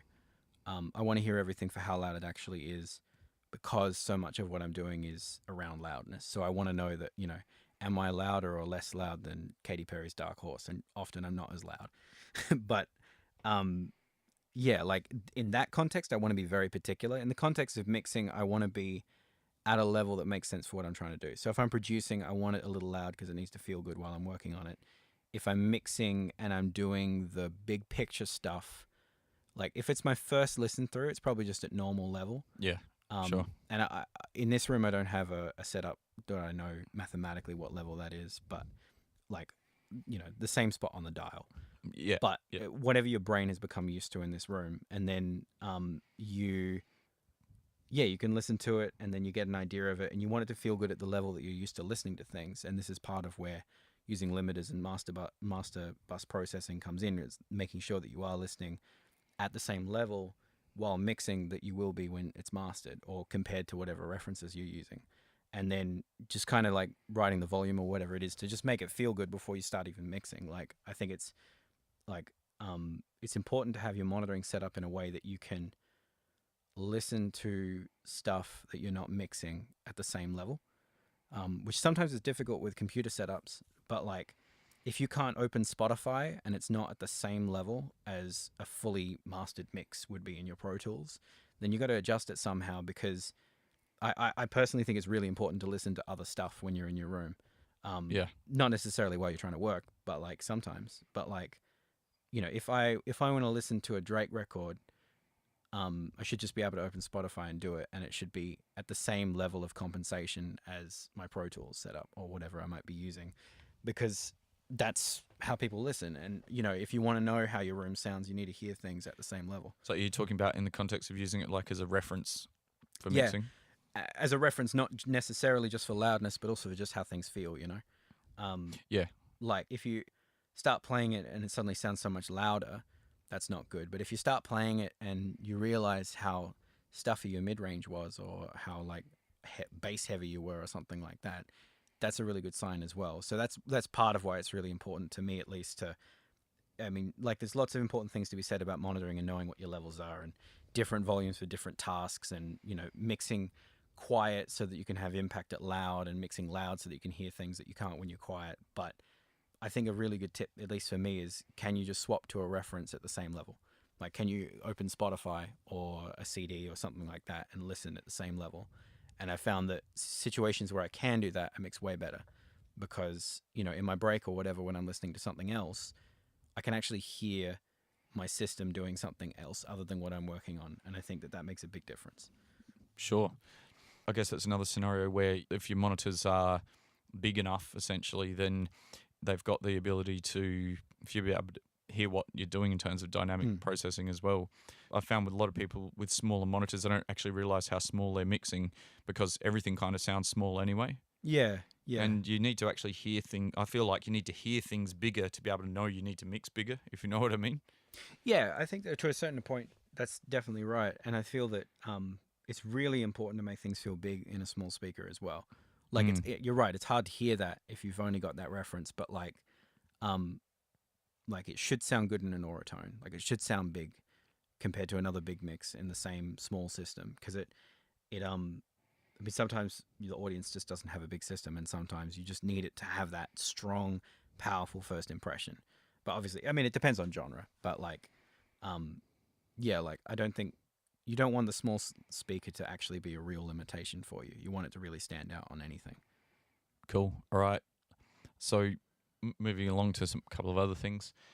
How important is diet and sleep to you as a engineer? I know it might seem like you've getting sledged on some long sessions and you've just got to keep going and all that, but in terms of how that actually affects your ability to keep perspective and to be able to work well, what have you got to say about diet and sleep and all this kind of thing?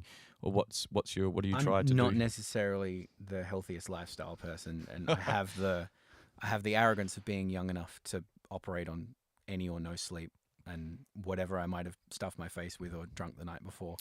So, but does that affect the way you're trying to work, though, do you think? I think in the same way that a different room affects you, as in, if you know what it is, you can compensate for it. Like, you don't want to work under poor circumstances, but sometimes you don't have a choice. So, like, obviously, like, if I have a situation where I can sleep and where I can eat and do all those things, I do. But what I'm getting at is that, like, it's good to know what actually changes when something isn't right. And that's a really good thing about being obsessive and spending too much time in the studio producing or whatever, is that you start to know what it's like when you're mixing at 4 a.m. And it means you can do that without a client where that might be a problem. But it's just about knowing how your body reacts to stuff. Like, personally, I care more about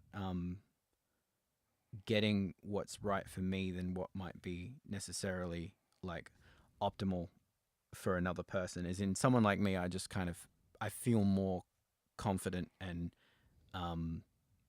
productive late at night than I do like late at night or early morning, like 10 a.m. or like 2 a.m. rather than I do at like 2 p.m. Yeah, is that right? So, and physically, are your ears still working as well then?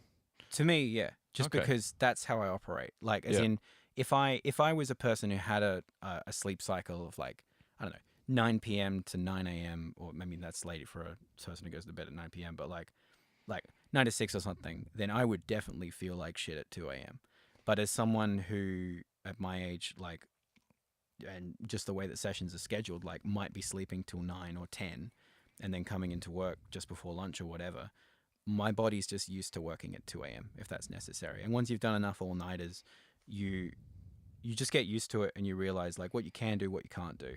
I think that the biggest thing isn't actually what's physically different, because like, I mean, obviously your ears will change throughout the day, Yeah. but you're not a machine. You won't know how it works. Like you'll feel it, but you won't be able to be like, oh, I've got like 0.3 dB less 4K right now or something like that. But it's actually how your brain works that makes a difference. I think that more important than just sleep is just life in general, of just, you know, the ups and downs of things. You need to be aware of how your mood is going to change the way that you approach a problem. Because, I mean, at least the way that I work, you know, you look at different things as things that you can work on in a isolated context, like you might with a problem solving situation. And you need to know that in one mood, you might be more likely to try and replace something than you would to make whatever it is work as it is by itself. Partly because you need energy, I suppose, to have Yeah, to an extent, but to it's also just mood, I think. Yeah, and I right. think that energy and diet and sleep is important, of course, but really it's important because of how it affects your mood. And like, if you're depressed, or at least in my situation, if I find myself not feeling so great, I'm way more likely to try and fix something than I am to bring out what's good in it. And I think that if you know something like that, you can go, what the hell am I doing? I don't need to replace the snail. Let's just make it sound better. Yeah. And sometimes you're just not capable of doing the best work you can for a specific kind of task. But it's just about knowing what you can do at whatever time. And obviously, like, if you're all guns blazing, then pretty much nothing's a challenge. It's just that, like, you know, like maybe 4 a.m., it's not the best time to start thinking about like creative effects and chorus and stuff like that. And it's much better to just think about, like, I don't know, like kick-based relationship or something purely logical. Yeah, sure. But yeah, I guess it's just about Yeah, knowing that's- your own emotional ups and downs and how your logic and brain works depending on different moods. Very good. That's very interesting. Yeah. All right. So, fun questions. Well, let's hope it's fun. So, Neither SSL.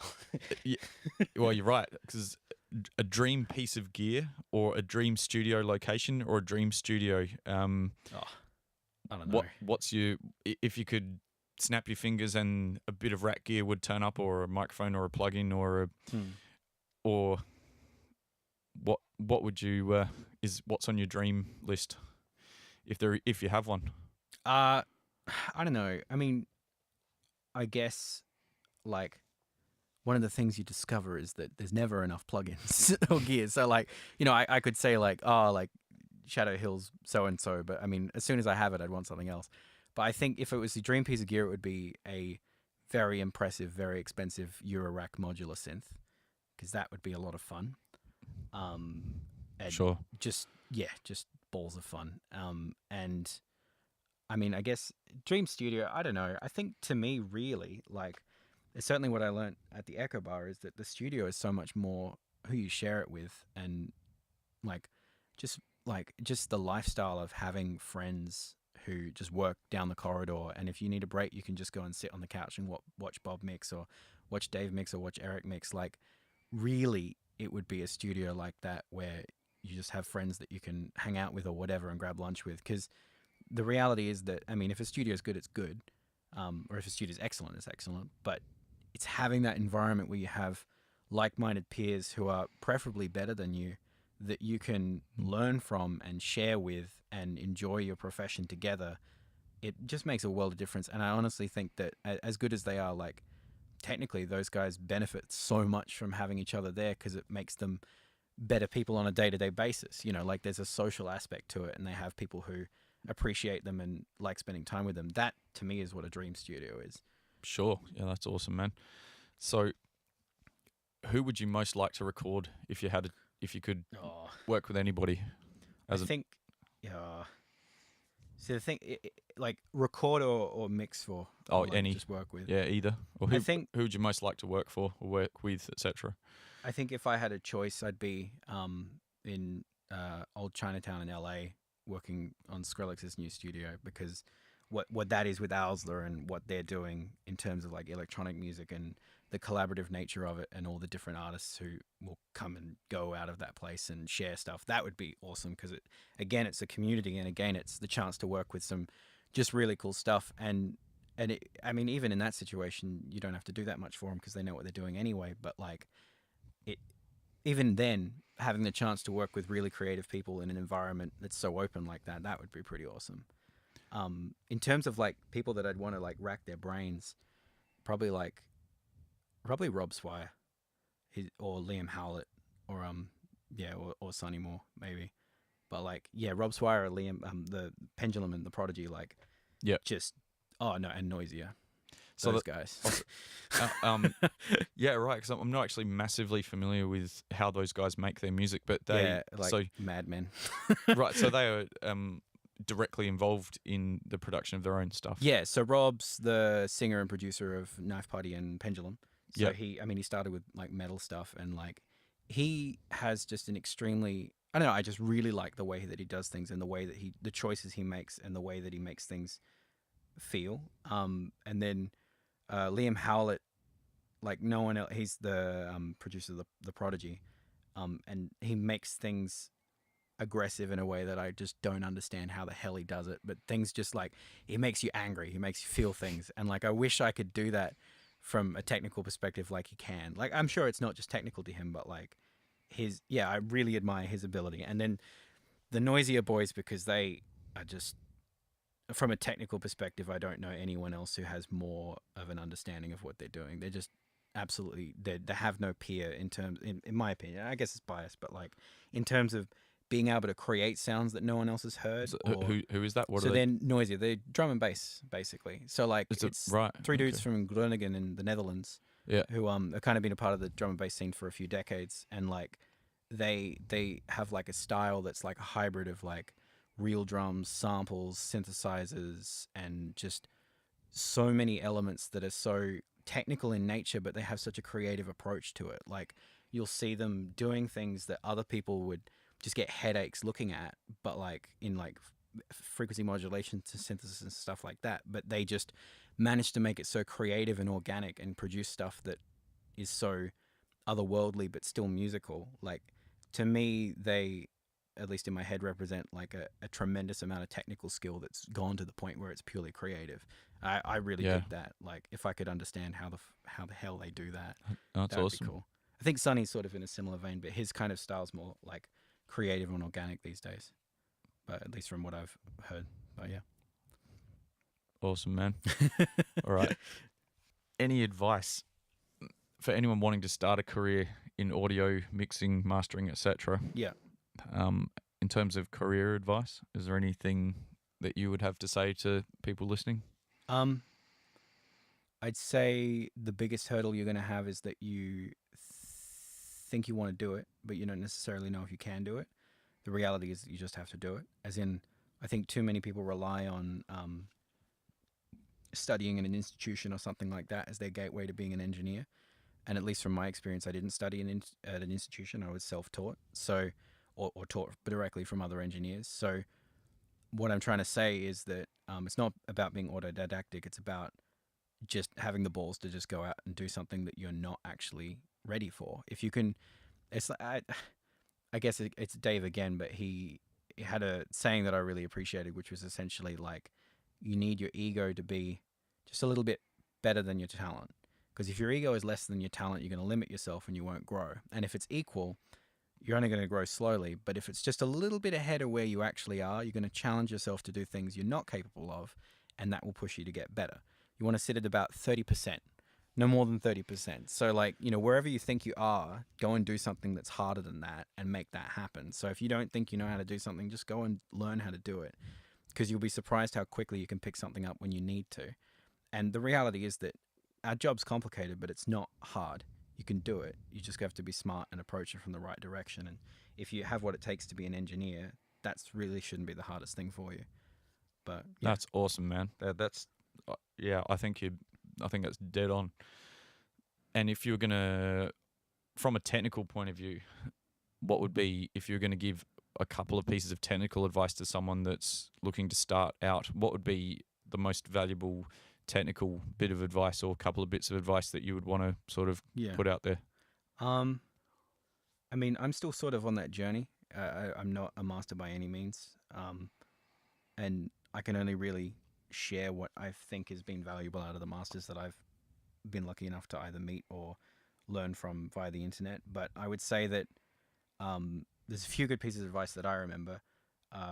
Tony Maserati had a really good one, which was just learn how to use microphones. Even if you want to be a mix engineer, just understand how they work, because it changes the way that you understand physics and you understand recording.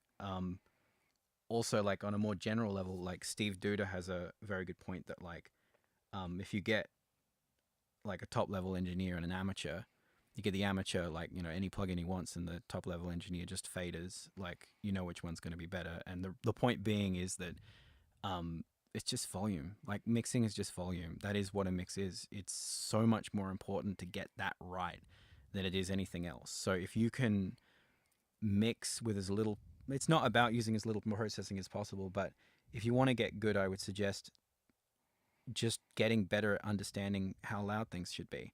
Not in terms of loudness war, but just like, it's actually the biggest piece of advice that I give to producers that I work with, is that if it sounds good, make it louder. Like if it's a good idea, make it louder. Too often people have good ideas, they don't know they're good. And part of my job isn't even EQing it or compressing it, it's just making that good idea louder so it can be heard. Like if you can master volume, you're like 90% of the way there. So by volume, you really mean balance? Just balance and faders. Like literally just balance and faders. Don't get it confused with limiters, because that's the wrong hole to crawl down. But like if you can make a mix sound great with just automation, then that's like a world of difference compared to being able to EQ right or compress. And then I would say again, it's in that order. Like it really is volume and then tone and then dynamics in terms of what you should be practicing at that beginning stage. Because none of the best engineers I've met have ever admitted to understanding compression easily or quickly. Like Sure. Dave always jokes that he still doesn't understand it. And it's not necessarily like you'll think at one point early on that you get it, and then later on you realize you won't, because it's something that it like JJP has a really good way of explaining it, in that it's way more about how it feels than about how it sounds. And that's something, not just compression times and ratios and thresholds, but it's just a nature of it's a very complex thing to understand, and it's better if you get volume right and then EQ before you start worrying about compression, because that's going to get you in a place where even if you don't compress it right, you'll be on the right track. It's 90% of the mix. It's very complicated, isn't it? Like opening the Pandora's box of talking about compression, because there's so many different reasons and ways that you could use it or might need to use it or want to use it. It's so widely varied. But I think it doesn't surprise me at all that you're saying like these really seasoned guys are still sort of almost approaching compression from the point of view where it's like I'm getting the right feel out of it, like I'm getting the right aesthetic of, we'll move the attack, but like when it feels like it's right, the is when meters it's move right. with the music, that kind of thing. Yeah. So, well, a good place to learn that is make some house music and sidechain the shit out of your kick, and you'll start to realize how much it's not about what the timing is mathematically, but how it feels. Like a long release, a short release, and I mean, I think also at the same time, like don't not compress, because one of the best ways of learning is to fuck up. So like if For sure. you should experiment with things, and if you find that you start compressing things arbitrarily at the start, and then later on you're like, what the hell was I doing? Like, that's a good learning lesson. Don't necessarily do it on client stuff, but like Yeah. you need to play around with it, because you're not going to learn how to compress from theory, because that's just not how it works. I think that is a big trap as well. A lot of people that are starting out, especially you see on forums and people talking about even trying to ask for people's how much do you compress this? How Or, much like, do literally you, asking what's your for the settings? exact settings. Yeah, and this is complete. Yeah. Obviously, that I think that's a complete trap. Yeah. To Well, to be honest, I don't know if I'm right or not, but I find myself focusing more on what compressor I'm using than what the settings are, almost. As in, like, I'll use a DBX 160 in dual mono mode for how it reacts in dual mono mode. In that way, I use it more than the actual timing settings. And, like, you don't even have timing settings. as a plugin. Yeah, for instance. Yeah, so, like, I'll use that plugin because I know how that plugin doing that thing feels. I won't be like, oh, I need a compressor at 30 and 1 or something like that. I will just go, okay, like, I'm missing that feeling that gives me, and you'll think in that way. So, like it, and I think that's what makes, I guess that helps if you have a larger palette to play with, but like knowing what your compressors are and how they react and how you like them to react, you'll stop thinking in terms of how much compression you need and more, what do you want, that flavor or do you want that flavor? Because they're all going to react in a different way. I guess that's sort of the two sort of main things is what texture it's giving you. Yeah. But then it's the levels ultimately, because it's the balance of when the transients are being reduced or whatever, and you're bringing up your RMS energy, even to a slight degree, you're changing the frequency balance. So again, really, you're talking about levels. I mean, it's levels of frequencies within an instrument, and that's where it gets complicated, because that bridge between the perfectly uncompressed balanced mix that you might have, if that was a thing that existed, and then adding compressors and understanding how that changes things. And that's, again, one of the reasons why not recommend, but why I like using master bus processing, is because that when you stick a compressor on the master bus, it changes the mix, it changes the balance. And if you know that you're going to put one in, then put it in and then mix into that, because then you'll know how it's going to react. It also depends on what settings you're using and why, and what kind of effect you're trying to get from it. And like, even if it's just like an SSL bus compressor style, like 30 attack, 1 release, like glue, to use a catchphrase, then just know how that glue reacts and know how to mix into that. But there's lots of different ways you can compress the master bus, and a lot of different compressors you can use for it. That sometimes, sometimes go overboard just to see how it reacts. I feel like the danger of taking that approach is once you've gone into that and you've built your mix based on hearing what you're doing, mixing into your compressor or whatever, it's basically impossible to A/B it or to bypass it to hear what you've got otherwise without hearing something that's not a relevant comparison. Do you know what I mean? Yeah, to an extent. And that's part of it, because it will change it. So really you're committing to whatever that is without knowing if it is better than without that. Do you know what I mean? Well, I mean, it depends on what your definition of better is. I guess it's more like, if you know that compressor is going to do something you like, then you can have the confidence to do that. I would recommend trying it. Sure. You can certainly get a mix without compression on the master bus, then chuck one on and see how it reacts. And sometimes it'll feel good, but you'll probably notice that one or two things need to move up or down. And I guess to define whether it is better or not, you would have to just use your ears. Yeah. You would have to do a level match comparison on the two, and then decide based on what you're hearing whether you feel that it's better, whether it feels right or not. If that approach works for you, for sure.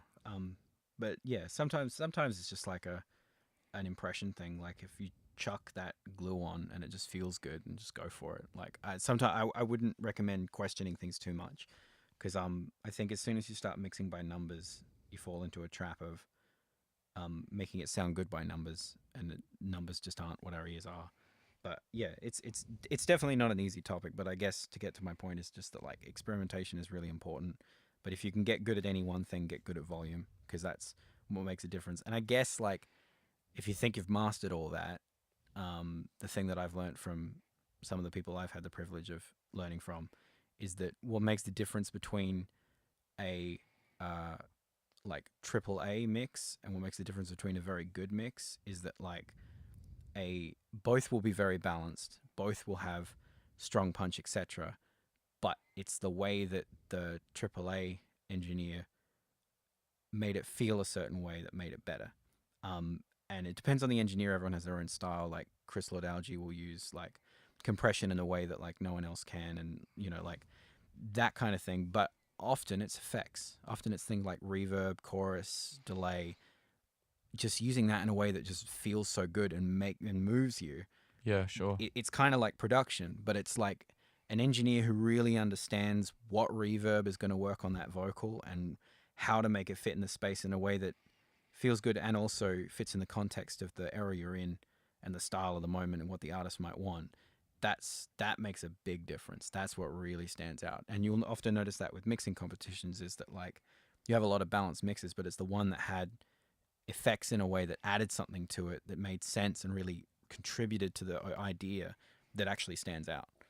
But yeah, I guess that's something to work on later. But yeah, again, experiment with that. But cool. Well, I reckon we've been talking for a while, so we should probably wrap it up. And man, I want to thank you heaps for your time, for coming in and chatting. No, thank you very much, Owen. It's been awesome. Appreciate it. And I obviously wish you all the best with all your adventures into the future, especially since you're so early on in your career and you've already, kicked some pretty massive. My age, yeah. Well, man, you've already kicked some pretty massive goals, and that's totally awesome. So, yeah, we'll probably catch you again down the road. No, I hope so. Cheers, man. Cheers. Cheers.